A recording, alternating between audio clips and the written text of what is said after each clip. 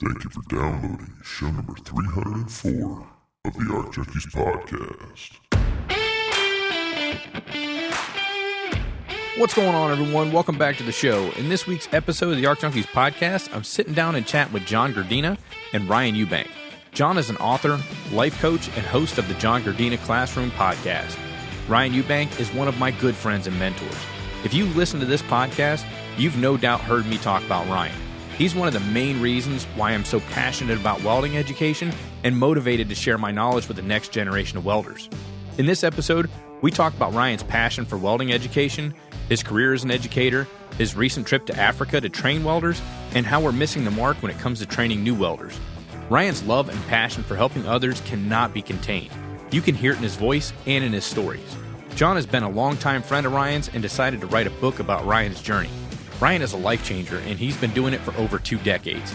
And he's helped thousands of people find their inner strengths and gifts and fostered these flames to help others reach their full potential. We'll get right into the show after a quick word from the folks who keep the lights on in the BuzzBox studio. Today's episode of the Arc Junkies Podcast is brought to you by Rockmount Research and Alloys. In a world where strength meets innovation, Rockmount Research and Alloys stand tall, delivering unparalleled solutions in maintenance welding for all of your most difficult tasks, including on-site repairs, hard-facing, specialty alloys, dissimilar metals, and everything in between. If there's a problem, Rockmount has a solution. For over 50 years, Rockmount has been the trusted partner for the maintenance welding industry nationwide, offering premium electrodes and metalworking consumables that work hard so you don't have to. Rockmount's diverse product range caters to every need, ensuring durability and reliability in every weld to help you weld stronger so your repairs can last longer. From maintenance welding and repair to hardcore fabrication projects, Rockmount is a name you can rely on, delivering excellence one weld at a time. And right now, you can get a free 1-pound tube of Tartan AAA when you spend $250 or more at rockmountwelding.com when you use code word AJP in the discount box at checkout. Get the job done right the first time, every time with Rockmount. We're also brought to you by Outlaw Leather. At Outlaw Leather, they craft more than just welding accessories. They forge companions for your journey. Each piece is handcrafted and designed for the brave and the bold. Discover Outlaw's custom leather welding hoods created with passion and precision to offer unrivaled protection and a personal touch that tells your story. Experience comfort like never before with Outlaw Leather's arm pads, an embodiment of their commitment to emerging functionality with artistry, providing you with durable gear that stands as tough as you are. And for the ironworkers who build the world, they offer bolt bags, rod pouches, and scabbards to hold your sleever bars and spuds and bolt pins, designed with meticulous attention to detail, ensuring every tool has its place so you can get to them when you need them. And as a listener of the Arc Junkies Podcast, you can save 15% off on all their in-stock leather goods when you use Arc Junkies in the discount box at checkout. Outlaw Leather, where craftsmanship meets durability. Gear up with the best, gear up with Outlaw Leather. We're also brought to you by Underground Metalworks. Are you ready to dive into the world of welding or take your skills to new heights? Look no further than Underground Metalworks, your ultimate destination for welding excellence in sunny Orlando, Florida. Underground Metalworks offers a wide range of exciting opportunities to ignite your welding journey. Whether you're a novice or a seasoned pro, we've got something special for you. Our 1-week comprehensive classes cover stick, MIG, and TIG welding, ensuring you're going to receive top-notch training. Short on time? Check out our weekend MIG or our weekend TIG classes, or explore the convenience of our evening classes as well. Plus, we've made sure all our classes are affordable and our schedules are convenient. Already a skilled welder? Need certification or assistance with WPS development? We can do that too. Underground Metalworks is your go-to destination for all things welding related. Ready to take that first step or elevate your welding game? Visit underground-metalworks.com to learn more and to secure your spot. But hurry, 2024 classes are filling up fast. Don't miss out on the welding adventure of a lifetime with Underground Metalworks. And one last thing, don't forget to get in on the fundraiser for Camp Hope and get a shot at winning an awesome prize pack of welding gear and accessories valued at over $3,000. Click the link in the show notes or check out the link in the Arc Junkies bio on Instagram for more details. All right, you know what time it is. Fire up your machine, drop your hood, and turn me up 5.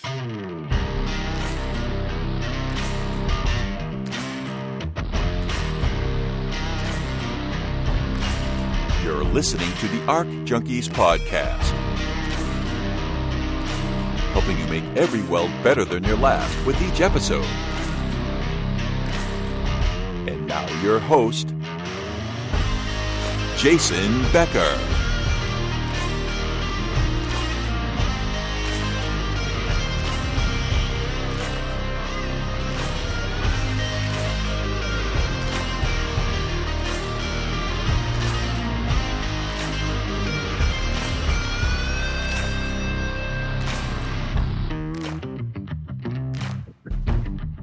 Ryan, what's going on, brother? How you been?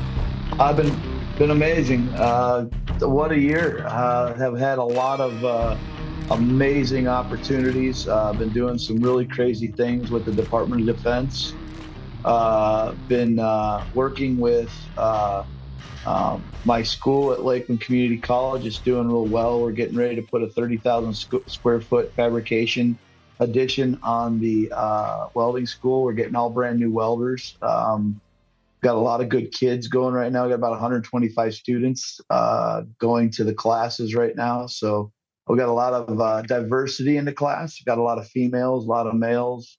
So it's really been a really good thing. I start to see the effects of COVID starting to kind of deplete a little bit. So that's a really good thing. I got a new new, I don't know if you want to call them a breed, but new ideal for the youth today. It's been a pretty big challenge trying to kind of break that mold, and it seems to be starting to get a lot better. And I think that's something really, really, really hard for a lot of the students to get out of that funk. And I think it's starting to happen. So that's really good. So no, that's awesome. And I know that you're huge on project-based learning, and you were one of the inspirations and motivations behind me switching over to project-based learning when I was teaching full-time at the college. You've got to be able to fabricate. I mean, nobody's going to hire you just to walk in and sit on a bucket and weld, 6-inch coupons all day, which it's great to learn the fundamentals, but nobody's going to hire you to do that. You've got to learn to read the blueprints, troubleshoot, figure things out, especially like the equipment goes down. You're not getting material, when you think you're getting material, the prints don't line up, all this stuff. These are things that they've got to be taught before they get in industry, because we're so far behind in industry right now with the age gap, the skills gap, the wage gap.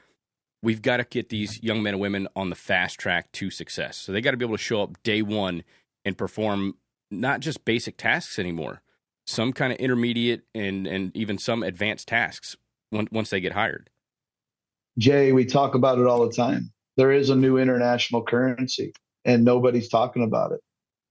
And it's not the diamonds, it's not gold, it's not silver, it's not the euro, it's not the pound, it's not Bitcoin, it's human that have skills. And it's happening right now. I was in Tanzania in January this year, and we're building 5 welding schools over there. Mike Velez from Project Global Faith Partners are now building 5 welding schools over there, and they're going to train 80 educators over in South Africa to start training to skill up the Tanzanian people so they can ultimately take over the industry that other foreign entities have in their country today. And it's happening here in the United States. And I think that's one of the biggest things is so many of our youth today, we're waiting the certifications or qualifications that these students are getting in school to get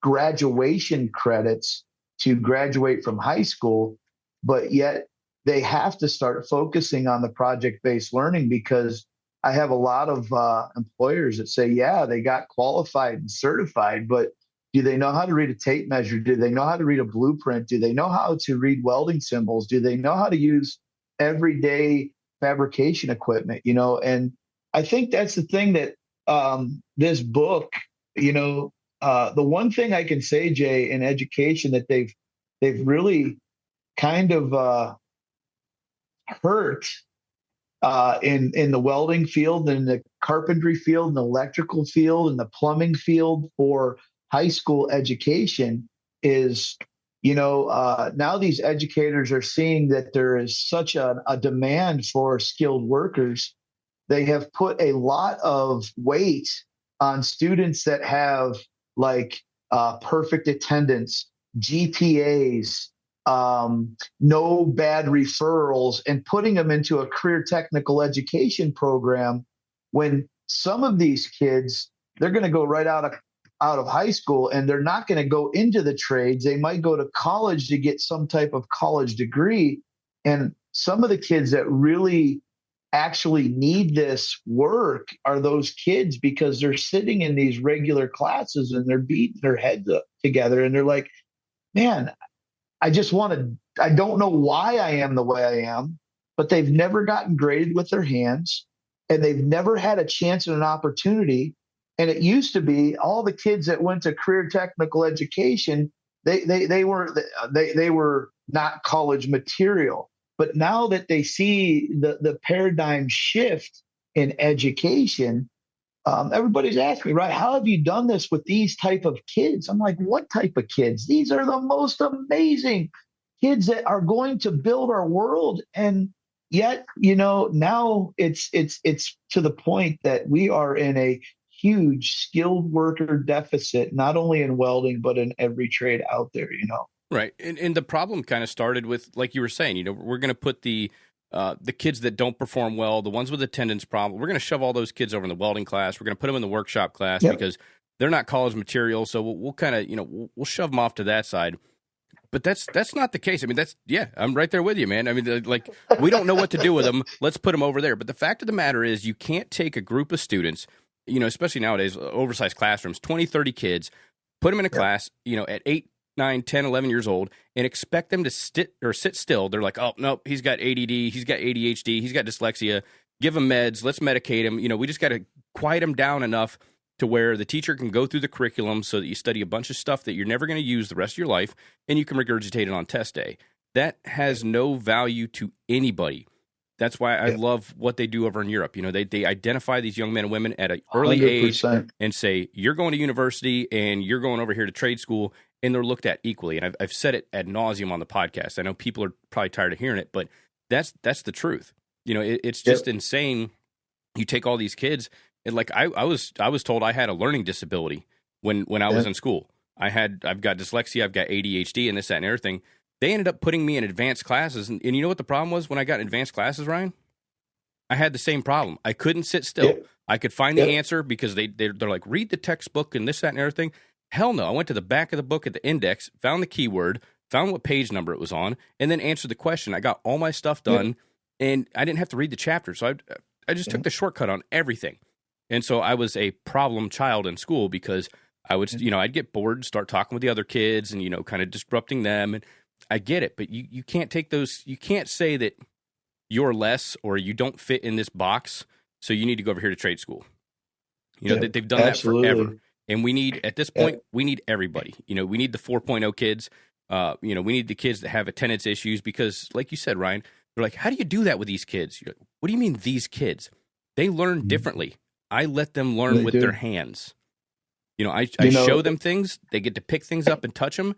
And that's how they learn. They don't learn from a textbook. They don't learn from somebody standing in front of, a classroom talking about somebody else's theories and this, that, and the other thing. They're going to fall asleep. They're going to lose interest. They're going to be a problem child. Let them go out in the shop and work with their hands. That is absolutely the truth. And, this book, John, has been with me for about 20 years now. And when I first started in education out at Auburn Career Center, I worked at Lincoln Electric in their welding school for 5 years, and then I transferred into public education. And that's what this book's about. It's about finding those kids that were the unsung heroes that are actually like rocket scientists now. I mean, literally, I have one of the engineers for all of SpaceX right now was one of my students. I have other students. It's stories that they were unsung heroes. I have this young man in my class right now. And I just had a meeting this week about him. I said, do you guys know about this kid? He's an absolute genius. And I don't think anybody realizes it. And everybody's, well, look at his grades. He didn't do this. And I asked him and I said, hey, why don't you answer any questions? He says, because Eubank, it doesn't appeal to me. But when we put him in a welding field, it was unbelievable to see his inner genius come out. I call him a super genius because it's not only can they read the theory behind it and understand it, they can also implement and apply it. A lot of our geniuses today can just read a book, understand the book, and delegate the work. This young man can not only read the book, understand the book, he can delegate the work, but he can also master everything. And it's something that I think that has been totally looked over because, man, if he didn't have this opportunity in his 12th grade year to have a senior only welding program to attend, holy mackerel, he would have probably went out after he graduated and floundered and not ever knew what his true potential or his inner workings, and his mind would just go nuts and he would just be like, what am I here for? And I think we found the inner genius in the kid, and it's absolutely amazing to see. I mean, it makes me so emotional to talk about it because that's why I'm an educator. I want to find something in somebody that nobody else has ever seen because, Jay, somebody's seen something in me that I didn't see in myself. Somebody's seen something in me that I couldn't believe it when Bill West came and said, hey, Ryan, we want you to be a welding instructor. And I'm like, hell no, buddy, that's not going to be me. And he's like, why not? I'm like, you would be great at this. And I did everything in my power to talk myself out of it. But he went to another man and said, this is a guy that I would like to see come become a welding school teacher. And he came down, he said, Rye, if you don't like it, you can have your job back, but you're going to go and try it. And I can't stress to them enough for these young men and women that I'm working with. They don't even know what their super talents are. They don't know and that's the coolest thing about skilled trades. And that's my passion is, Jay, I was listening to one of your podcasts about the instructors that are leaving in our industry. And it's so sad because I work with educators every day all over the world. And that is not even an exaggeration. And when these young men or these men that come up and go into education and completely transform a whole school in a city, and then 2 years go by and all of their funds have depleted because they're not making enough money to be able to support their family. They have to go back out on the road. And I'm thinking, man, how many people's lives are not going to get changed because these men aren't going to be there to do it? And I always thought about that. That was my dream is empowering these educators to figure out how to stay in this industry because we need them so badly. It's not even funny. And that's why we have such a depleted workforce in the welding field. So that's why I thank you so much for what you do here and what you do for this podcast and what you do with our fellow workers out in the field that get to listen to you every week and get energized a little bit more, because I think that's the most important thing for this. I was just talking to well, actually last night I was scrolling through Facebook and I seen another educator super passionate about teaching, found his dream job after retirement, has so much to give, super smart, super talented. I was like, why, like with your background, your knowledge, why aren't you consulting? Why would you want to go work at a high school program? And this was a couple years ago. Why would you want to go work at a high school welding program and make, just above minimum wage to teach welding to a bunch of high school kids? That was his passion, his dream job. And he loved it, every minute of it. And now he's leaving. I think he's done it for a couple of years, but he's leaving. And I know it's not because he's lost his passion. I know it's not because of the students. It's these administrations. The school, the administrators that run these programs that are absolutely clueless, that just bring in, you got a heartbeat and you can strike an arc. You don't have to pass a weld test. You can strike an arc. You can talk about welding. Come on in. We'll let you teach the welding program because we're not going to pay you enough money. We're going to put you on the back burner. We're going to put you in the far back of the lab until we need something. Then we'll bring you back out, let you shine. Then we're going to put you back in the broom closet. It's just a different mentality between academia and skilled trades, you can't marry those two together because, like we've talked about earlier, those students don't learn the same. You can't, it's the definition of insanity is doing the same thing over and over again, expecting a different result. Well, if it's not working on the academia side, why would you force that on the skilled trade side? And there's just so many qualified, awesome educators that are leaving in droves at the worst possible time in our history. The time that we need educated, skilled tradespeople the most. The people that are qualified to teach this are being driven out of their positions because what they're doing is effective and it works, but it doesn't follow the norm. It doesn't follow the narrative. Yep. But it works. I was listening to John's podcast last night, and he was talking about one key element, and it was called love. And there is lack thereof love in our society today. And the value of the word love, hey, I love you. And everybody takes that in a total different demeanor than I can't believe you said that. And I'm like, man, you don't have any idea why I say that. It's because, man, I loved what that kid did for me today. He energized me. He filled me up with extraordinary strength because, man, I could have had a bad day coming in, but just to see what that kid did, I am so in love with the feelings and the vibrations they give me because of the light bulb effect that happened in that welding booth today, or that high five moment, or a kid picking up a broom and sweeping an area that wasn't cleaned. And he did it all by himself without anybody saying. Everybody's like, well, that's no big deal. That's a big deal to me. And that's the thing that I can tell you. And that's the thing that John brought to my life. Jason, and quite honestly, that's the thing that you brought to my life. I still, to this day, Jay, I still doubt everything I ever do. I still never think I'm good enough at what I do every day. Jay, I wake up at 4 o'clock every morning. My students walk 3.5 miles before school every day. We start at 5:45 in the morning and we walk till 7:30 every morning. School starts at 8. We then go from 8 to about 10:30, and then they go home. I get them for 2 hours a day, Jay. And everybody's like, Ryan, why do you do it? Because nobody else is. Because nobody else is. I don't get paid for it.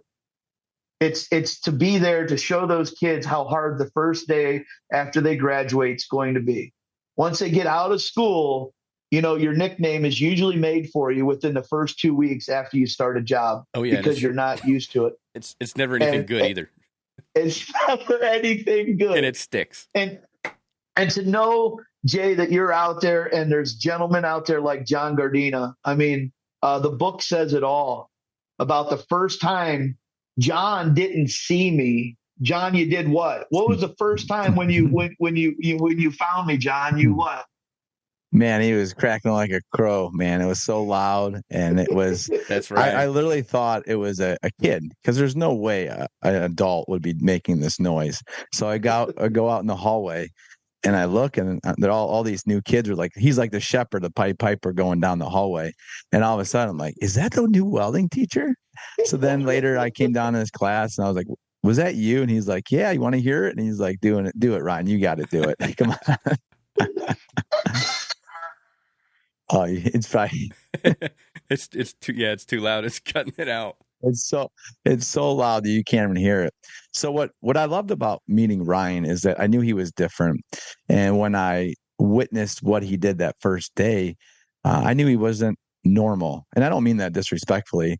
I meant that he did things differently. And then once we built that relationship together in the classroom, where he needed help with lesson plans, it was the first time teaching, in public education. And I'm like, dude, I have a college degree. I can type quick. So we started working together. Then we started working on projects together.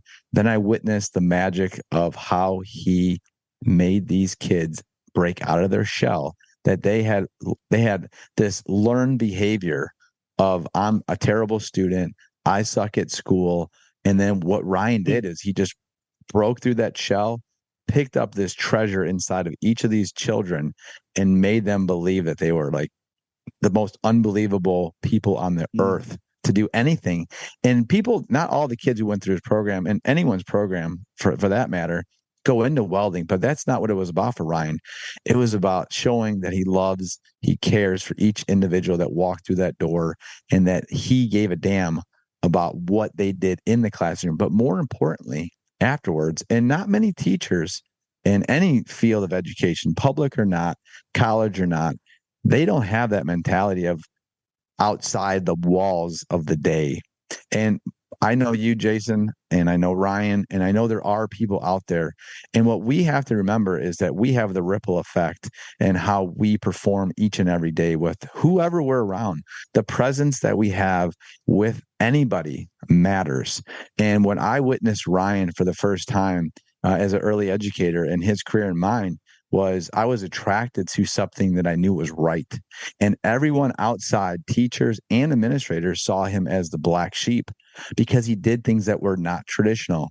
So what made him who he is? And it's in the book. It just be you. Be you. Be the authentic person that you were meant to be. And what I loved about Ryan is he didn't back down to who he was. And he took all those years of school, and this is really where the premise of the book is, all this hardship and being made fun of and thinking he's not good enough every single day. And he mentioned it earlier here.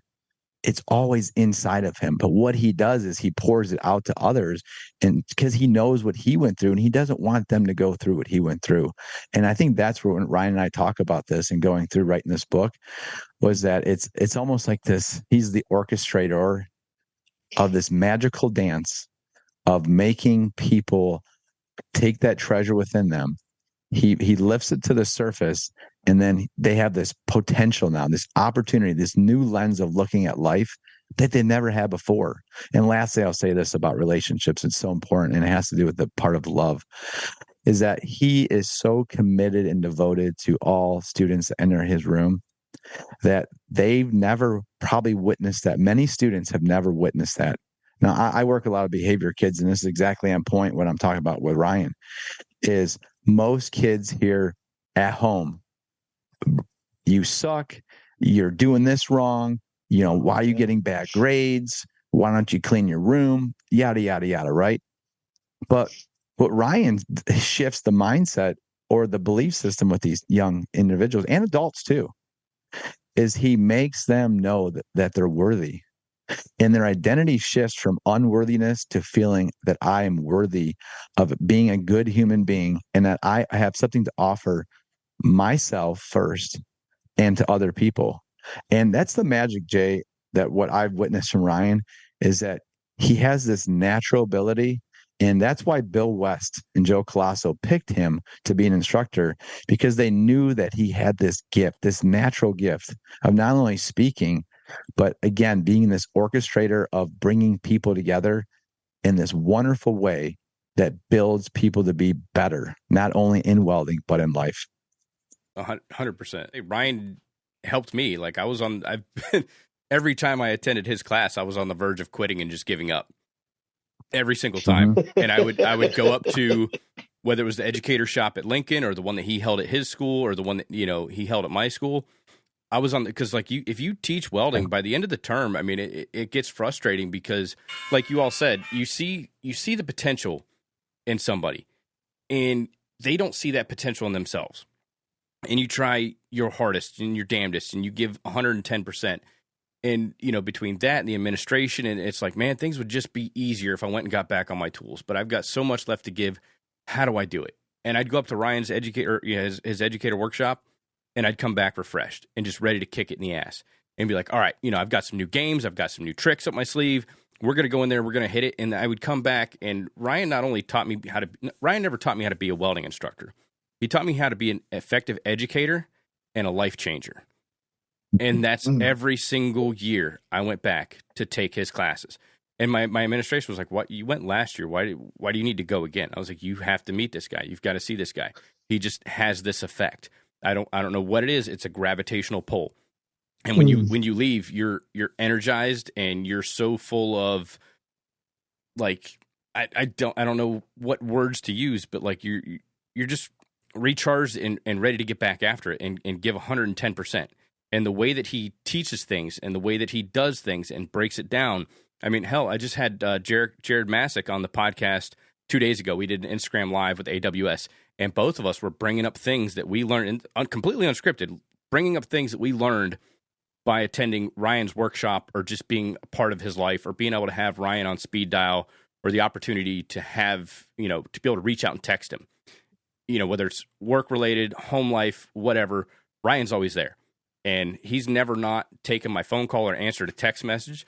There's been times, I mean, obviously work's going to, be an issue or something. He'll be like, hey, man, let me call you back in 5 minutes. But he's always been there for me. He's been an awesome friend, a great mentor. And, when he called me up, and I remember at one point, he's like, hey, I've got a friend writing a book about me. And I was like, dude, that's awesome. I can't wait to read it. And then for whatever reason, it got put on the shelf for a little bit. And then he called me up last week and he's like, hey man, the book's coming out, within a couple of weeks. And I was like, I cannot wait to read this book. So when does the book actually come out? So it'll come out actually the first week of January, where you can buy it live on Amazon, but those who pre-order it will get it sooner. Okay.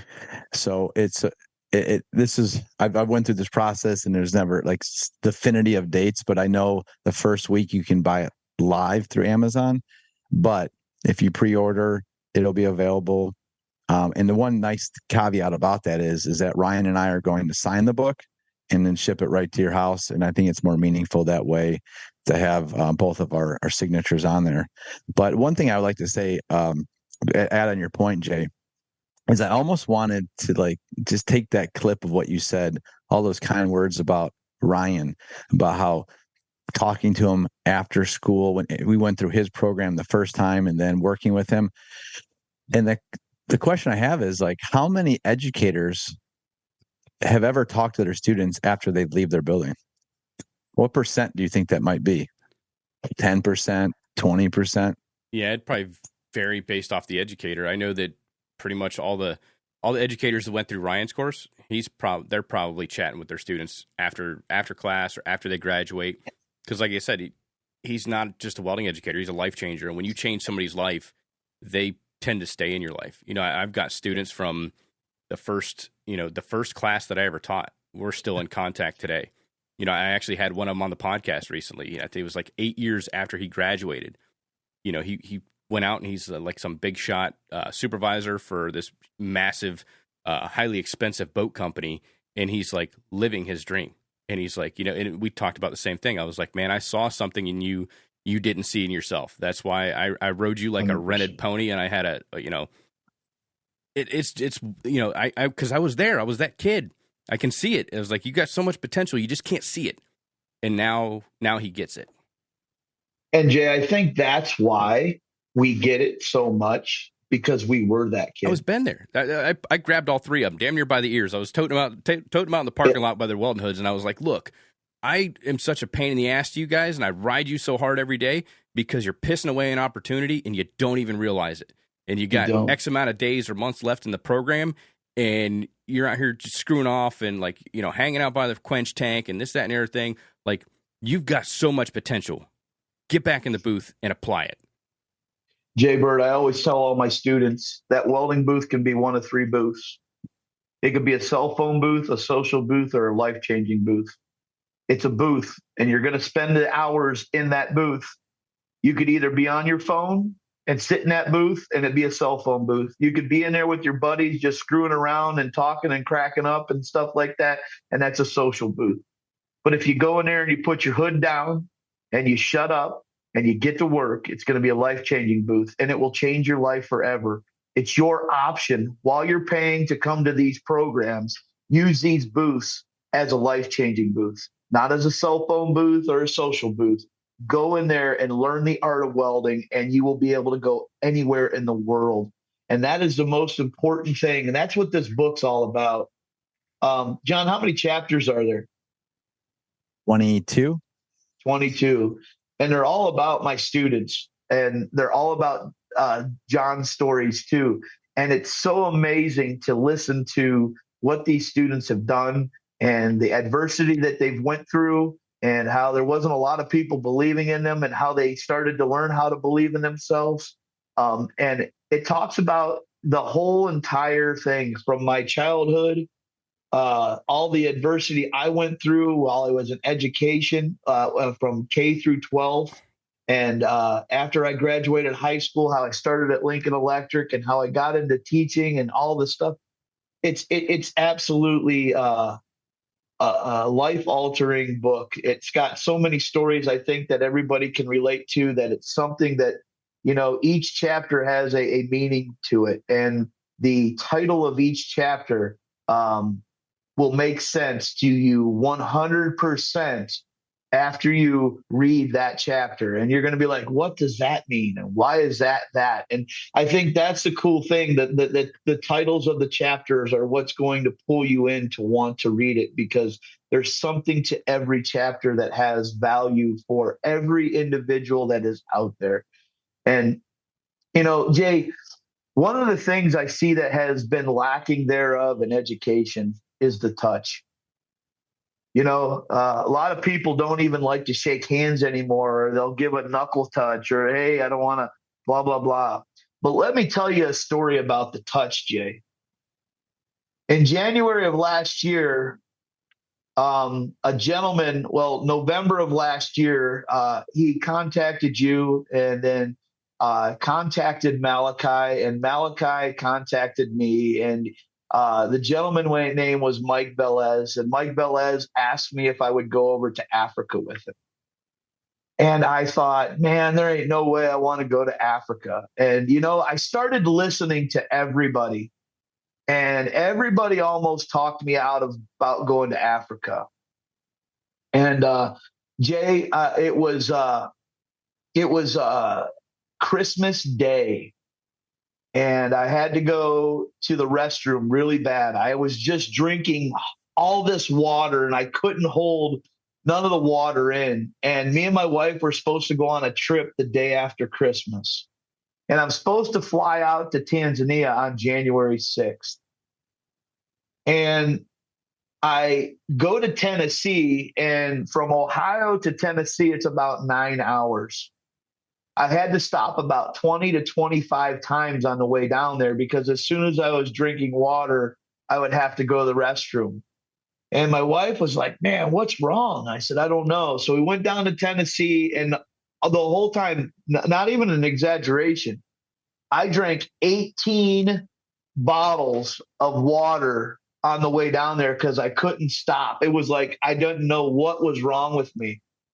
And so my wife, on the way back from Tennessee, she says, Ryan, what are you going to do? How are you going to fly 23 hours on a plane ride to Tanzania? I said, Heather, if I don't feel right coming up like on the 4th of January, I'm going to call Mike and tell him I'm going to have to cancel. So on that Thursday, I didn't have to go to the bathroom anymore. It was like I drank water. I'm like, I feel all right. She goes, well, are you going to take the risk? And she looked on the plane, and my seat was right next to the restroom on the plane. So I'm like, well, if I have to, I'll just get up and I'll go to the bathroom. That's just it, Mm-hmm. A lot of people. So I fly all the way to Tanzania. I get to Tanzania. We fly into Dar es Salaam. We get into Dar es Salaam, and then we drive all the way down to Lindi, Tanzania. And we go to this school called VEDA, which is their vocational education program down there. And I walked into this welding school that they have down there, and let me just tell you, it was tough. It was really tough. And we walk into these welding schools, and when we get down there, they have these German welders brand new in a box in one of the rooms back there. But the welders that they have in the booths were just absolutely unbelievable. I mean, just like 1950s, 60 welders that were just still had the little plugs you had to plug in and stuff. I mean, it was just like that, And I'm like, Mike, I want to weld with these kids. And Mike's like, I don't know if you should do that. And so I ended up going in there, and we came back and we got permission, and I got to go in there for 15 minutes and weld with these kids. And they called us. I better not say that. So anyways, I went in there and another nickname you don't want to share. I grabbed this young lady's hand. All right.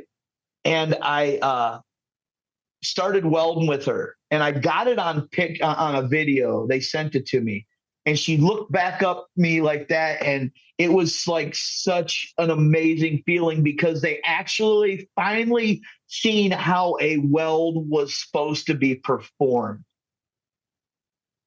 And so at that, they're like, hey, let's get a picture. And there was 2 young ladies in there, and they just came in and they just melted into my side and hugged me. And it was the most euphoric feeling. And I've never felt love like that ever before in my life. Now you're wondering, what the heck does this story have to say? And why is Ryan telling me this story? So we get in the car and start driving back to Dar es Salaam. We get to Dar es Salaam and we're flying to Dodoma, the capital city. And the gentleman that was in Dar es Salaam was Dr. Bondi. He is the Prime Minister of Tanzania. Sent us to the capital of Tanzania, and we walked in there, and Mike Velez started writing up an MOU for memorandum of understanding about building these 5 welding schools. And Dr. Bondi said this to us: we have all these countries that are throwing money at us, but nobody has ever came in and held our students' hand. And that's why this relationship is so important, because I took 15 minutes out of the time and went in there and actually physically touched them. All these countries are throwing all these welding equipment and all this money at it, and their government's taking the money, and their welders are sitting in the booth, and nobody knows how to turn them on and use them. So just because I went in there and I grabbed this hand, Mike is going to transform the whole continent of Africa, because that's where it all started, when we actually went down there and physically touched that young lady's hand and welded with her, and we captured it on video.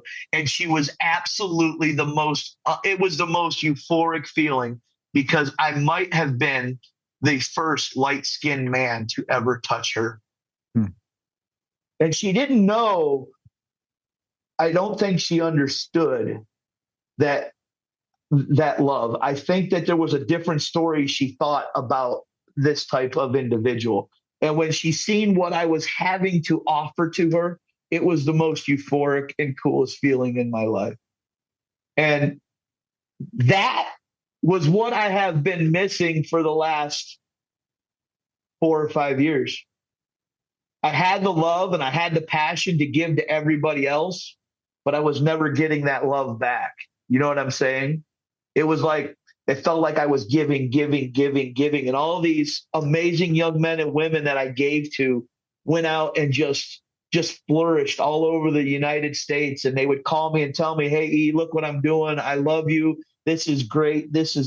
And I missed it so much because of the COVID outbreak, how you weren't allowed to see anybody in a mask, how you weren't allowed to touch anybody, how you had to have social distancing, how so many people think being on Facebook or YouTube or Instagram is how you create a social network.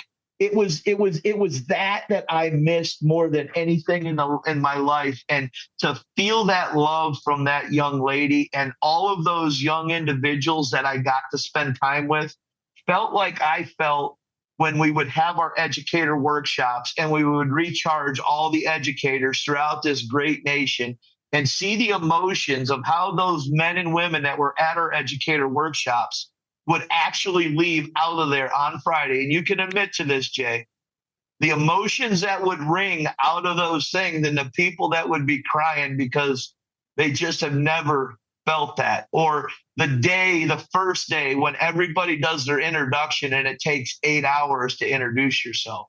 Yep. And everybody's like, 8 hours? That's stupid. But if you're there, it's the most awesome high you've ever had in your life, because now everybody knows that we're on an even playing field. And for John to be my number one blanket, my security blanket, it's a chapter in the book that is probably the most profound thing I've ever had in my life. I could not do what I do if I don't have my security blankets. And when John told me, hey, Rye, I want to write a book about you, I was never going to do it myself. I always had to have that individual I could rely on. And John has been that one unsung hero that his love, his passion, his drive, his desire was just like that touch that young lady allowed me to touch her hand and create a weld and see the light of what welding has done for her. And it is going to change my life more and more every day. But I know it's going to make an impact on that whole entire country of Tanzania. And what Mike Velez and Global Faith Partners are doing out there is just absolutely going to be amazing. And now they've got other countries out there that want to partake in this. And we've got the AWS involved with it now, Jay. So the AWS is a big part of it now. And I think what we're going to do is help transform not only Tanzania, but the continent of Africa. And I think we need to start infusing some of that on our youth today, because there is so much opportunity. It's just not even funny. All right, we're going to take a quick commercial break. This segment of the Arc Junkies podcast is brought to you by Everlast Welders. Everlast is doing a huge sale for the holidays. Right now is your chance to save big on Everlast Welder bundle packs with extra freebies thrown in just for being on Santa's nice list. Pick up awesome bundles like the Everlast PowerTig 315 LX and get a free cart, water cooler, and upgrade a Nova foot pedal and TIG torch for just $23.50. But that's not all. Just head over to everlastwelders.com and click on the Holiday Bundle Package tab to see a full list of these great deals. But you gotta hurry. These deals go while supplies last. So check out what the team over at Everlast have in store for you. Everlast Welders. Weld mean, weld green. We're also brought to you by Workbench Pros, where the welding pros go. You all know I love my strong hand tools and tables. Workbench Pros carries all the strong hand tools you know and love, to include tables, mobile workstations, fixturing clamps and kits, hand tools, specialty tools, and more. And right now, they have sales going on all over their website. Head on over to workbenchpros.com right now and save big with up to 10% off on tables and tools, plus free shipping. The savings on the free shipping alone is worth treating yourself to a new fab table just in time for the holidays. But you gotta hurry. These deals only last through December 31st. Now let's get back to the show. No, that's awesome, man. I know David Kilburn, I had him on the podcast with Lincoln Electric. He's based out of Germany, and that's kind of, he takes vacation days to go down and teach welding in Malawi. It's phenomenal. That's so what he was saying. It's just an unbelievable experience. But I mean, it's awesome that, you know, you were able to go down there and show what you're so passionate about, not just over here stateside, but like that's Ryan. Ryan is the welding educator, the life changer. To be able to go over to a different country and, you know, like spread the good word of welding over there, that's freaking awesome, man. And Jay, I didn't get to finish it though. I'm sorry about that. So I fly back on the 21st of January, and I had to go to my doctor's because from December 6th to January 21st, I lost 54 pounds. Holy crap. And I went to the doctor, and the doctor took my sugar level, and it was over 380. He said, when I was in Tennessee, he says my sugar was probably 600 to 800. He's lucky I didn't have a stroke and die. So I didn't realize how lucky I truly was. But I think God gave me that January 4th to, hey, you're good to go. This is going to put another perspective in your life that you're going to talk about for the rest of your life. and I got to go and see, and it's just an amazing thing, because my doctor's like, "Hey, Rye, you're diabetic, cowboy. You're lucky you didn't die of some type of a stroke or something." And I got to tell you, Rye, you were very lucky. That's what that was. That's why you were urinating all that stuff. And he's like, I wish you would have called and told me back then, because you don't have any idea how close you were. And I was driving a car from Tennessee to Cleveland, and I could have had other people's lives online, because I just didn't know. But now I'm aware of it. I'm trying to take control of it. But, so there was a lot of things in my life that has happened these last couple months that's been amazing. And John has been with me the whole time, and we've listened and thought about this, and we've had numerous conversations about the book and what the chapters of the books was. And at the end of each chapter, there's Ryan rules that talk about how do you do the things that you're learning about in this chapter. And these are the things that you put forth into your life to be able to make those changes. And I got to tell you, I'm so excited about to hear what people think about the book, because I think I might be the most misunderstood individual in the world, Jay, because I know one thing. I put so much effort into these kids' lives that I have taken away from my family's lives. And my kids have said, "Dad, you love those kids more than you love us." And it's not that I took that away from them. I knew my kids were blessed to have my wife that I have. And I knew that my wife was at home giving my kids all the love and attention and affection that they needed.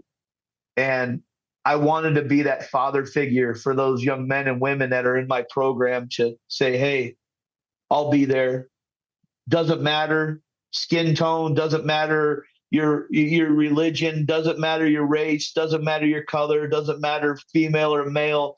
We can all do this together." And, that's why I love those educator workshops, to see some of those people in there and to tell their story and not be afraid to tell it anymore. I did an educator workshop for We Build Submarines in Pittsburgh about 2 weeks ago. And this guy that was there, I got to teach him for about an hour, and he came up bawling his eyes out and crying his eyes out.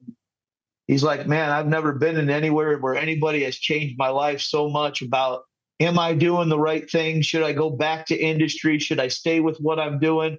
He goes, "Man, you have just absolutely poured your love into the 1 hour that I got from you, and I'm so thankful for that."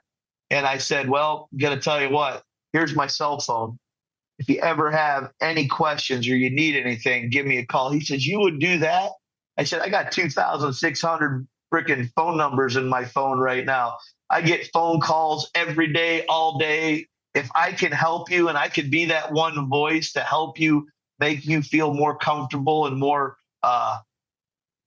understanding of what you might be doing or what might be in your life at that moment, I will answer that phone as best as I can, as fast as I can. So yes, you can call me at any time." And he's like, "Man, I've never had anything like that ever happen to me before in my life." And there again, it goes back to, I just can't believe that these people, want to give me that opportunity to be a part of their life, because it was a tough road to hoe when I was a kid in high school. It was, I had a lot of good friends, and there was a lot of things that were said that people don't really realize how hard it was and how much you took for granted because of some of the things that were said about you, and a lot of people think it's a joke, but it's not, and that's why I say it's just amazing that I get to do what I do every day. It really, truly is. Now, John, what was it about Ryan and his story that prompted you to write a book about him? That was a relentless pursuit of just how he affected people in such a positive way. and being in education, and you see things, my wife's an educator too, and she would tell me stories about teachers, and we've all had teachers throughout our years of education, right? But there was that outlier, which is Ryan, and he just did things that were non-traditional.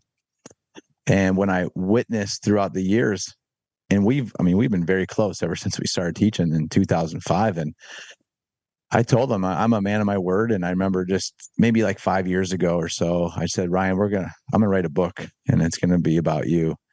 And he's like, okay, like that's great. Yeah. Okay.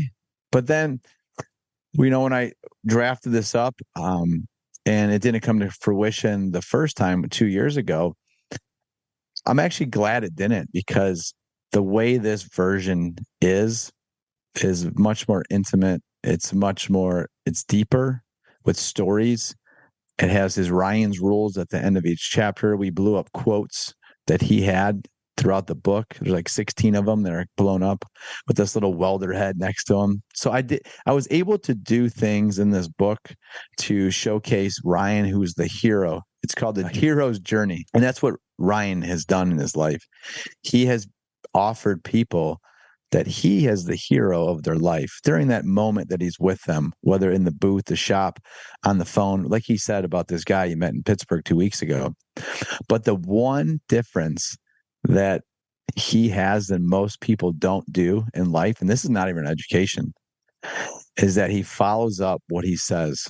So when that guy said, yeah, I can call you anytime. And Ryan's like, yeah, dude, like I'll answer your phone call. And he's not giving him just an answer that was bullcrap, right? Mm-hmm. And most people in life, the authenticity of a person's character is skewed because the society we live in today it's hard to find a high character individual. So when people learn that he has credibility and then he's authentic to his word and that he cares so much for individuals, there's no one like that. There's very few people like that who are able to process all these relationships and really go deep into making sure that those children or those adults' lives are prosperous.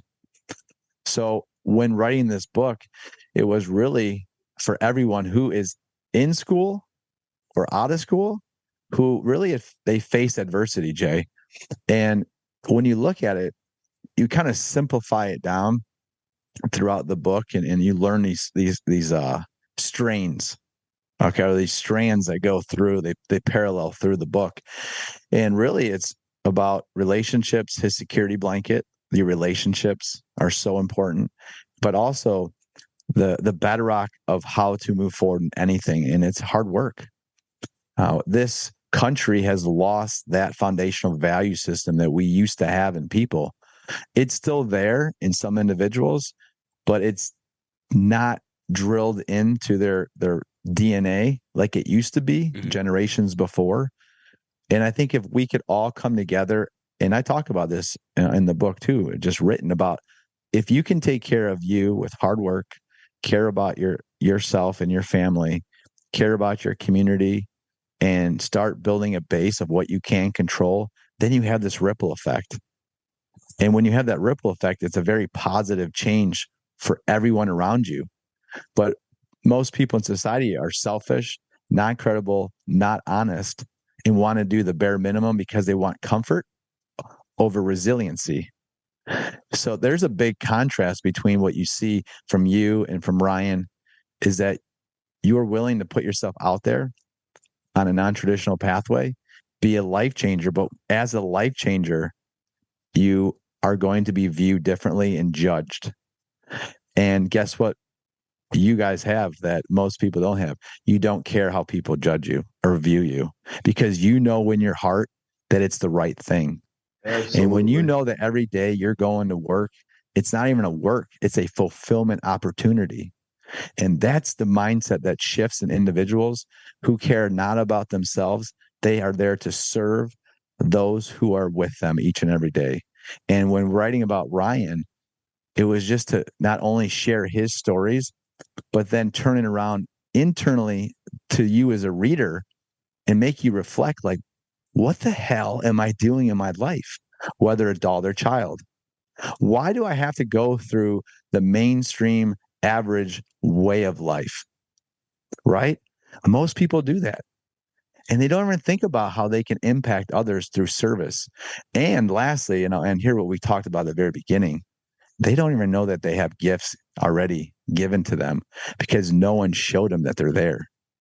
So that really is a fundamental thing in this book, is awareness that everyone was born with some strength or gift, but no one ever showed them where it is and how to use it into a profession that it's their niche. It's something they have passion for.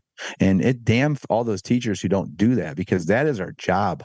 And as parents too, to help find that gift in them and then show them the path the best we can. And if we could all do that as a parent, adult, teacher, think about the difference of how everyone would be pursuing a job that they feel fulfilled in instead of just going and collecting a paycheck. Man, that was powerful, Johnny. That was so good. Holy God.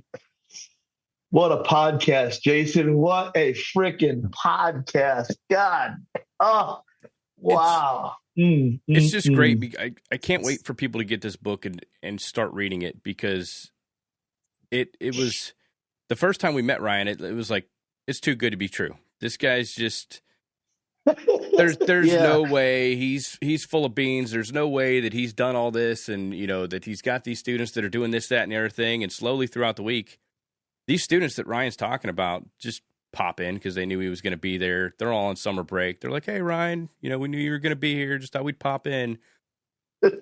These are the folks from his stories, and then you go to his classroom and you're like, there's no way he doesn't, like he was talking about how he trashes his classroom. Like the last day of the year, he lets the students just trash it, wreck it. And I was like, there's no way. You can't get away with that. I was like, this guy's full of shit. And sure enough, man, I think it was like Friday, the class is over at noon. I'm not flying out till Saturday. There's a bunch of other educators, and they're like, Ryan goes, you guys want to go on a field trip? I'll go show you my lab. And we're like, okay, yeah. So he goes in, shows us his classroom with all that, like, hand-drawn sketch posters and like all the, a lot of the quotes and, the descriptions and everything that he was talking about throughout the week. They're all, mounted up on his wall. And then we go to the lab, and there's a sign on the door to custodial. Don't even come in here. There's an experiment in progress, this, that, and everything. Don't go in here. Don't clean anything. Don't touch anything. Don't move anything. We open the door, and it's a frickin' wreck. And I was like, holy crap, he's legit. Like, and for those that don't know, Ryan makes his actually, Ryan, you tell him, because you'll do it better than I will. Well, I play the polar bear hunt game. The first day is to identify the students and who they are. And then after they do the polar bear hunt and I identify them, whether they're a leader, a follower, or an outcast through the polar bear hunt, the next day I take notes in my head on who the individuals that were the leaders were. And then I take them out into the shop and I divide them up into 4 or 5 groups, depending on the class load that we have. And I take the leaders of that class and I will put some of the followers and the outcasts with that group. So there might be 3 or 4 or 5 kids in that group. And I'll tell them that, okay, now you 5 are responsible of sweeping up and cleaning up. You 5 are responsible of cleaning up all the welded material and put it into the bin. You 5 are in charge of all of the tool room. You're going to find all the tools around the shop, and you're going to go and hang them up on the boards and put them in their toolboxes in their right place. And all of these kids, I said, and then another group had to clean my office because, it's a complete mess. And what I do then is I then step back and I look at, was that individual that played that game, did I identify him right? Was he the leader? Was the kid there going to tell them what they're going to be doing? Was the other kid that was the outcast, was he the one that's going to just sit over there on the phone and think this is dumb or stupid? So what I'm doing is not only am I identifying the students, I am now making them understand about the shop environment. and where everything goes. So I don't have to wait 3 and 4 weeks before everybody gets acclimated to the program. But what I'm truly honestly doing was wanting to identify those individuals. So it's not a 3-month task to figure out, is that what type of individual they are? I can identify my students within the first 15 to 20 minutes of every first day of every year. And I swear I am 100% accurate every time, because I use the game called polar bear hunting. And it was taught to me by a teacher out of Houston, Texas, named Donnie Reed. And I will tell you, it will change your classroom. It is unbelievable, because now I can be an effective educator. Because where we're going wrong in education, Jay, we're only focusing on the top 5%, the valedictorian, the salutatorian, the maxi cum laude, the guy that can throw a football or run fast through track or throw a baseball, and a really good horn blower. Those are the 5 guys or girls that get acknowledged at a graduation. Everybody else is just a number. As the United States of America, we got to quit focusing on the top 5, and we got to start focus on the 95, because those are the individuals that are going to turn this great nation around. And the way that we do that is I take those kids every year and I find the outcast, the kid that has never, that was me, Jay, and I'm not pointing you out, that might have been you. It might have, you know who you are. The guy that nobody thought in a million years, or the girl that nobody thought in a million years would become the most amazing individual in their life, because nobody else seen in you what you now see in yourself. So here's me. I take that outcast and I teach him something. I don't care. I'm going to go as far as saying, I don't care if it's teaching somebody how to tie their shoe. And I want him to give a demonstration to those students. Most of the time, it's going to be welding a T-joint or something. And I'm going to build him up, and I'm going to work with him and show him how to do a basic fundamental of a T-joint. By the time you teach that young man or woman that never was accepted in school, all your guys that are like the leaders, they're already like, I'm past that. Man, I'm so bored, I don't know what to do. So they just sit there and they become stagnant, or they become a problem, because now we ain't keeping them challenged. The outcast, if I can take him and show him in front of all the other classes to give a demonstration, the guy that says, man, I'm bored, I'm really good at this, I don't need to work on it anymore. And if I can get that outcast to go and perform a weld, and I can say, man, look at how great that is. Man, you did a great job, Jay. Look at how perfect this is. That kid that said, man, I'm bored, I don't know what to do, he's saying now, man, I could do 10 times better than that. Watch me, Eubank. I'm going to go over there, I'm going to work my butt off, and I'm going to prove to you I'm better than that Jason kid. Do you see that? And then the followers are going to say, he can do that. And I'm always afraid to say something, because I think I might be wrong, but 95% of the time I'm right. I can do that too. I'm going to go and start being a little bit more vocal. And so it's kind of like a reverse psychology. But now this outcast has now been a part of the group. And you're like, man, that's great. Yeah, that's awesome. I'm not saying everybody will do that, but now he's at least got acquaintances and friends. And that's how you build a family in this world. And that's how you build community. And that's how we build a country. We can't let the outcasts not participate in society. And that is the most important thing, and the most dynamic thing in my educational practice is getting the kid that has never, ever, ever been accepted in a school and allow them to become part of the community. And then when you can do that, you never have a welding school anymore. You never have a class. You have a family.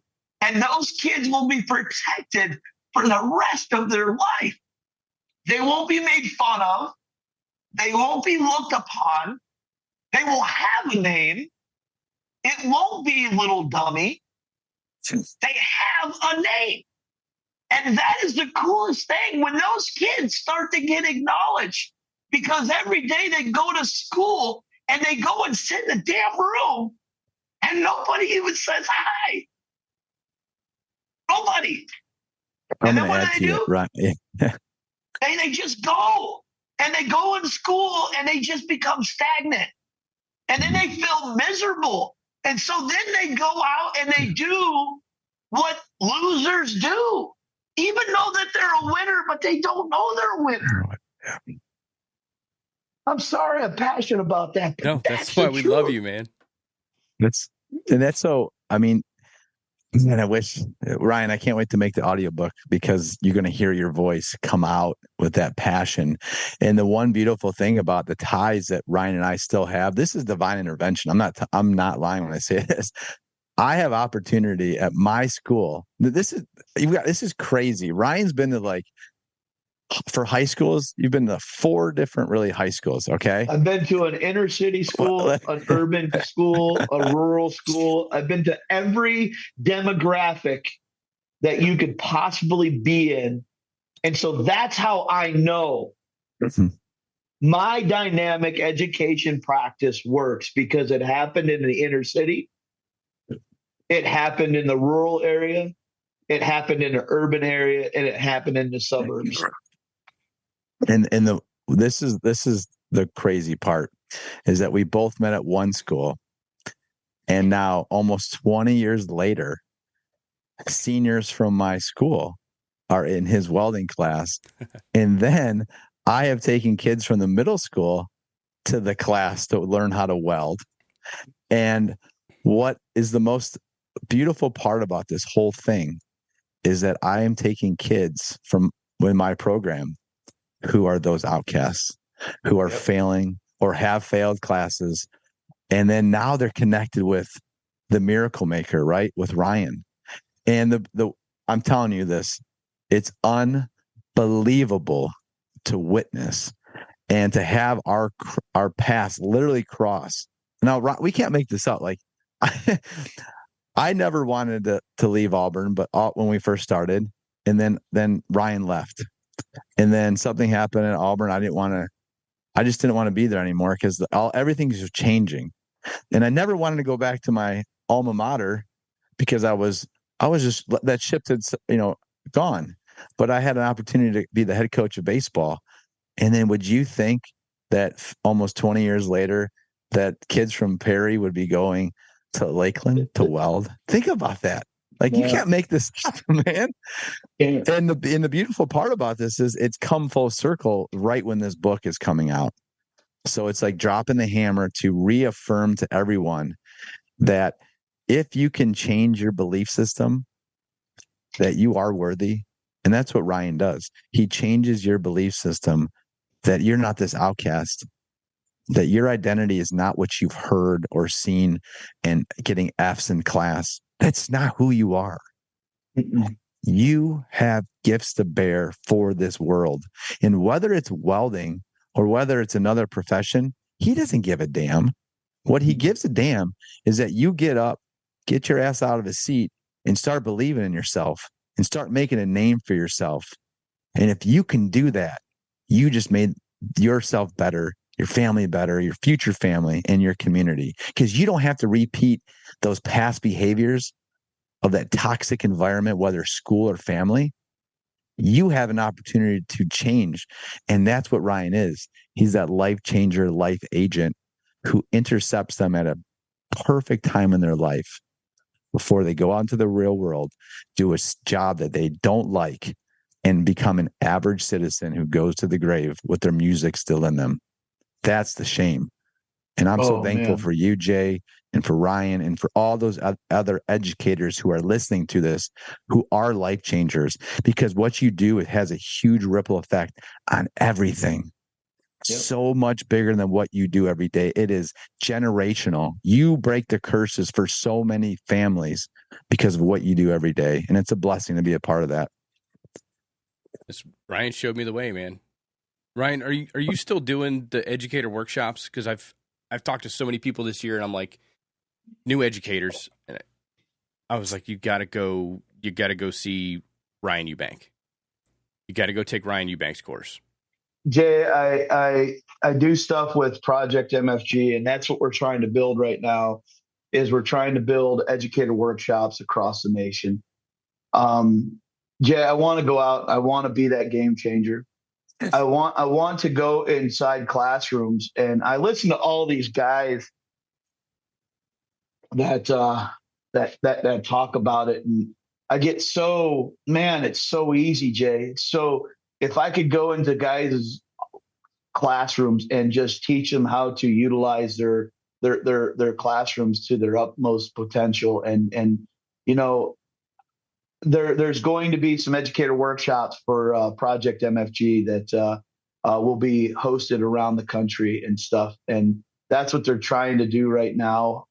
We're going to start an initiative to WeBuildSubmarines.com. You hear it. They are so their lack thereof finding the skilled workers. So the government is funding to be able to start skilling up our educators to make them more aware of the opportunities and give them the skill and the insight so we can start skilling up our youth so they can fulfill the jobs that the DOD has to offer.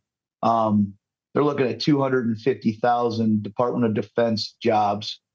Problem with the DOD is you have to be an American citizen. Can't have a green card. You can't have a visa. You can't be a foreign entity. You got to be a citizen. And that's why it is so important for us to be able to have podcasts like this to make people aware of the opportunities that the young men and women that are in our skilled trades have in these day and ages. Jay, I was listening to your podcast, and it was talking about when you quit welding teaching at Valencia, and you came to here, and you were talking about how hard it was at first, when you first started teaching, and then you got your full-time gig, and then it became a little bit better and stuff. That is, Jay, exactly what these young men and women, we didn't have the opportunity back then that these young men and women have today to go out and to implement and apply life-altering money early in their work experience, to be able to go out and not have to, struggle like we had to when we first got into this game. There is so much of an opportunity for the young men and women. I have never heard of the wages that I'm hearing right now with these kids. I have got kids right out of high school. They're making $4,300 a week at 18 freaking years old, Jay. I got factories around our area up here, starting them out at $75,000 to $80,000 a year up here in Northeastern Ohio.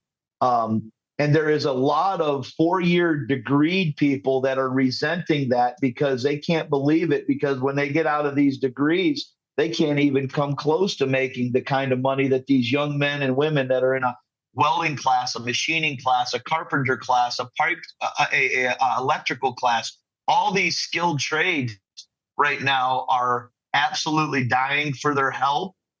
And I think that's what's so important right now, is to know how much and how readily available your life can be altered with learning a skilled trade. I tell my students there's 2 ways to live life. You can live the first 5 years of your life working so you can enjoy the next 50 to 60 years of your life. Or you can work the next 50 to 60 years of your life to hopefully get to enjoy the last 5 years of your life. And the difference between that is the option of learning a skilled trade. If you can learn a skilled trade when you're young and getting out of a high school, out of a vocational or a technical center, you can start your life, and in 5 years, you can have some type of a position like a foreman or a supervisor that you actually get to make decisions and rules, and you get not a comfy job sometimes, but you get more of a opportunity to earn that income so you can enjoy the next 50 to 60 years of your life. And that's the coolest thing I know that is happening right now in our United States of America. The welders and the skilled trades, men and women that are out there, man, some of the opportunities are just absolutely amazing. Yeah. I mean, especially if you've got a good attitude, the work ethic, and the drive. Like I've had so many students come out of my program, and within 6 to 8 months, they're out there as a foreman. They're pushing work. And heck, they just learned, they just completed welding school 6 months ago. And they're out there because they've got the want, they've got the drive. Their skills are in such high demand that they're skipping the entire apprenticeship portion, and they're moving right up the ladder, because we need people of that caliber with that skill set that can show, teach, train, supervise, and lead the rest of the crew. I always tell them, show up, shut up, and do your job. Don't whine, bitch, and complain and make excuses. That's why stuff never gets done. Yep. Show up, shut up, and do your job. And there is no skill, trade, or craft you cannot master if you show up, shut up, and do your job every day. And that's the most important thing I can't stress. All of that stuff is in the book. There are so many stories in there that are from people that have, lived under a bridge. Living under a bridge. It's crazy. We got kids that thought that they can graduate from high school, and they only needed to make $88 a month, and they're going to live under a bridge homeless, and they'll be okay. Now he is a supervisor for a huge, major Department of Defense company, and they build nuclear reactors for aircraft carriers and submarines. And he is the foreman of the maintenance department for them. It's just amazing. There are so many stories that the welding school and the welding family and the welding life has changed and altered so many young men and women's life. It's just absolutely amazing. Now I'll add to that. Someone asked me this question. I was on a podcast and they said, well, what can you expect from the book? Well, it's not, you're gonna read some stories that you'll never believe. Like, they're almost like fantasy. And like you said earlier, Jay, like about the shop being dirty, and we're all gonna get into groups and clean it because I want to see if I picked you guys right. It's true. And the great part about it is that, like we said earlier, is you can relate. I don't care who you are, what age you are, where you come from, what background, family life. You can all relate to something in the book. But really, ultimately, it's showing you a path that everyone has adversity. We all been through crap, man. And Ryan's story goes through that and what he'd made. And everyone who's listening, this is the most important part. You have that decision to make. Am I going to work hard and have a fulfilled life? Or am I going to say, you know what? I'm just going to listen to everybody and pack it in, put my tail between my legs, and live a unfulfilled life where it's toxic and you didn't live the life that you were meant to live. And really, it gives you hope. And that's the last thing I would say. Like, when you read through the book, and the last chapter is called The One Shot. Like, everyone has to realize this. You get one shot in life. There's not like a do-over. It's not a video game that all these kids play, man. Like, this is it. Yep. Wake up, have your awakening moment now, and be aware that you have talents that you need to use. And you could have a job, and it may not be the skilled trade, right? It may not be, but you still have to have the foundational value system of communicating well with others, working hard, showing up, maybe shutting up sometimes and listening, like Mrs. Osmosis. And that's a chapter at the end of the book. And be a sponge, damn it. Like, quit. You don't know everything. Yeah. Shut up. Open your eyes and watch. Watch, right? Like, just be a damn sponge. And the more that people can learn that from people who have wisdom, like Ryan and yourself and those old timers who have a lot in the trades, man, they would be so much better off. But what happens is ignorance and pride that doesn't allow them to have that opening or epiphany and say, you know what? I could be like that, but better. I could be better than myself and my situation and other people around me if I would just get out of my shell and get out my own way. So Ryan does that so well in the stories throughout the whole book. And it's magical. It really is magical to have in your hands. And by the way, We made it a hardcover book because I know people are going to beat this thing up in the shop. I want people to have this book in the shop. So I'm like, we need a hardcover book so that people could have it, beat it up, live with it, like read it, go back to it, because there's so many quotes in there that will re-energize you, like you said earlier, Jay, in those workshops. If you would just open a page, it's right there, but it's a decision you have to make. And I just hope everyone who reads it can just be awakened to the life that they're supposed to live. And that's what Ryan does so well every day. I'm really looking forward to getting a hold of that book. And I'm so glad that you guys said, if you like, I guess pre-order or whatever, that you're both going to sign it. Cause I was going to buy the book and send it up to have Ryan sign it. I'm sure our paths are going to cross at some point, but like just to be able to get that and have that, I'm not a big reader. Like I got to force myself to read. However, like this is a book that I'm looking forward to getting my hands on and reading. All right. I gotta end with this thing. And my dad's not a reader either. And I listen to people, and I know Ryan can't really read because of dyslexia.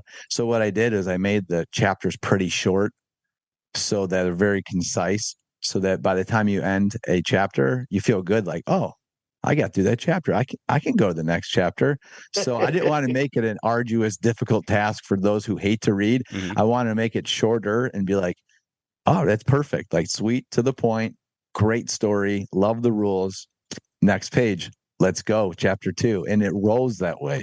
So I really hope that each reader, when they read it, they're like, not only was it an easy read, but damn, I am going to actually do something in my life and be surrounded with people like Ryan and Jay's of this world. Because once you get in that little sugar cookie mess of an environment, which is so happy, I tell you what, the world changes for the individual if they just have that one person who believes in them. And once that happens, that shell crumbles and that transformation occurs. And that's what we all need to do every day as educators. And that's it, man. That's what it's all about. And Jay, I think everybody will identify to, if not one chapter in that book, to multiple chapters. But every individual out there, there'll be a chapter in there that they'll get emotional about, because they will identify themselves and they'll understand one thing: they're not alone. There's other people that are just like me out there. And this book will help identify who you truly are as an individual. You might not find it in the first chapter, but I guarantee you will find it in one of those chapters that everybody will be able to identify it. I've got super geniuses in there, the kids that were just absolutely brilliant. I've got kids that were drug dealers that were in there. There is so many things in there that is just kids that didn't think that their life could be transformed by learning how to strike an arc, but has transformed their lives. They became great parents, great husbands, great wives, great mentors, great teachers. It's unbelievable. It's really amazing. It's really cool. Ryan, I'm so proud of you, brother, and I'm so happy for you, and I can't wait for everybody else to experience the Ryan Eubank effect and finally get it out there. I talk you up a bunch on the podcast. You've been a guest on here several times. A lot of the guests that I have refer back to you. I mean, you've changed countless lives. I know so many people who you've touched and changed their life and helped them out. And it's so awesome to see. We're going to get more of you. And John, thank you so much for making this happen. I know Ryan on a personal level. I'm sure you do too. I don't want to talk too much about it on the podcast, but it probably would not have happened had you not come up and said, hey, we need to do this. You know, just because Ryan won't carve out time for himself to do something. Mm-hmm. And it's a blessing and a curse. And I can completely relate to you on that. I know you can. But I mean, you need people like that out there. So John, what you're doing, helping Ryan out, get this out there. It's amazing. I want to thank both of you guys for coming out on the podcast. Once again, you're always welcome. John, tell everybody once again where they can get the book and when it's coming out. All right. So to get it signed by both of us, just go to my website, just johngrdina.com. And it's easy. It goes right to it because I made it that way to take it directly to that link. Ryan and I will both sign it, and then we'll send it to you. And then it'll go live in the first week of January on Amazon and other major affiliate bookstores. But if you really want it and you want that signed copy, which I don't know if we'll ever do that again, I would definitely just pre-order, and it's the hard copy so you can beat the hell out of it. And I just really, one thing with me too, and it's taken me many years to find my niche, but I love to tell people stories. And I was blessed to have this opportunity and that gut feeling that I need to do this to share with the world the type of people like Ryan's out there who are game changers. And if we showcase the good in the world and turn off the toxic media, we have an opportunity, what we can't control, to make our family, community, and our United States of America better. And that's what I'm all about. Awesome, gents. Once again, thank you so much for coming on the podcast. I really appreciate your time. Looking forward to getting the book. I'll go ahead and put all the links to the book in the show notes.